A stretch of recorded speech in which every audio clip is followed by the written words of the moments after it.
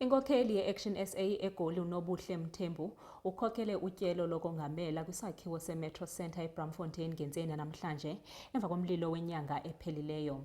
Bangaphezulu kwama-3,000 abasebenzi besixeko kuye kwanyanzeleka ukuba basuswe kwisakhiwo kwaye basebenzele ekhaya emva kwesisehlo.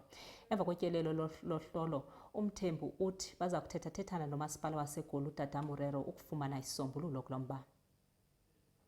I-Action SA ityelele isakhiwo se-Metro Centre ukwenza uhlolo nanjengoko kunyaka ophelileyo kweyoMsintsi abasebenzi abangaphezulu kwama-3,000 baye bafuduswa kuso emva kokufunyaniswa ukuba ngokwengxelo yobunjineli akuvumelekanga ukuba kuhlale abantu kuso.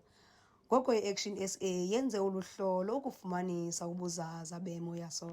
2 weeks back, i-building le esemva kwethu caught fire and the fire department was here for almost the whole day.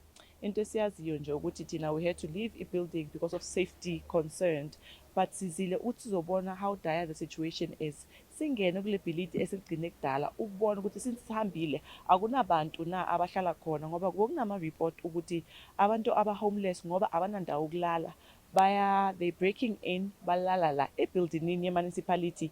This is a place where we call our home as councillors, as the city of Johannesburg. So if asinakekeli siyi-checker every now and again, it's a concern. Sikhuluma khona manje sithi sifuna ukureclaima onke ama-buildings are hijacked. Ukulandela olu tyelelo, iintlelo kukuthatha amanyathelo ukugqithisela lo mba kwinqanaba eliphezulu ukuze kubekho uthethwano ngezisombululo.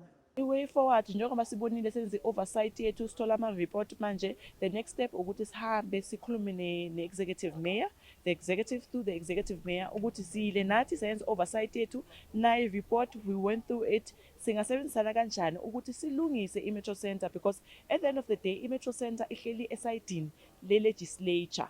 I-responsibility yethu njengoba sivele sajaha ukuthi yazi nasijaheleni sihambeni soyenzani i-oversight before omunye umlilo uqala nge-reason ukuthi there are homeless people there abananganandawo ukuhlala, asibablame, but this is not the place for abantu aba-homeless ukuthi to break in batshontshe izinto ze-city or i-municipality. Eli qela lithi njengoba kukho eminye imicelimngeni efana nokunqongophala kwamanzi, intlanganiso engxamisekileyo iyafuneka ukuhlela amacebo okulungiswa kwezi ngxaki ngokukhawuleza. Kwiindaba zeSoweto TV, ndinguNomzabalazo Mduka eBraamfontein.